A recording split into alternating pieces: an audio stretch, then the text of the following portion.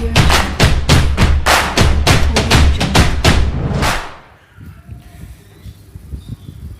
میں علی ساحل.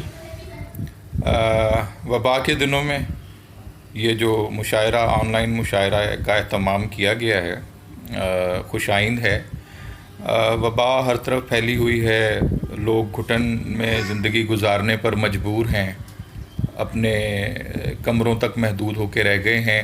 ایسے ماحول میں مشاعرہ رکھنا، ایک ادبی سرگرمی کو عمل میں لانا ایک واقعی خوش آئند اور قابل تحسین عمل ہے. اور خاص طور پہ آج کا نثری نظم کے حوالے سے یہ جو مشاعرہ ہے افضال احمد سید صاحب کی صدارت میں، تو میں اجازت چاہوں گا افضال صاحب سے اپنی نظم کے لیے.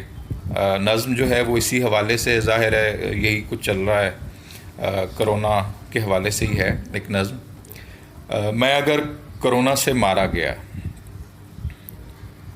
سوچا تھا ایک لمبی سانس کھینچوں گا اور تمہیں اپنی سانسوں میں بسا کر اپنے ذہن اور زندگی کو تمہاری خوشبو سے معطر کروں گا، اور تمہاری پیشانی پر ایک الوداعی بوسہ ثبت کر کے ایک الوداعی گیت گنگناؤں گا. تمہاری یادیں اپنے سفری بیگ میں بھر کر ایک اندیکھی دنیا کی طرف روانہ ہو جاؤں گا. شاید میں بھول گیا تھا وبا کے دنوں میں محبت کرنے والے لوگ الوداعی بوسے کا حق کھو دیتے ہیں. میں اگر کرونا سے مارا گیا تو تمہیں میری لاش کو چھونے کا کوئی حق نہیں.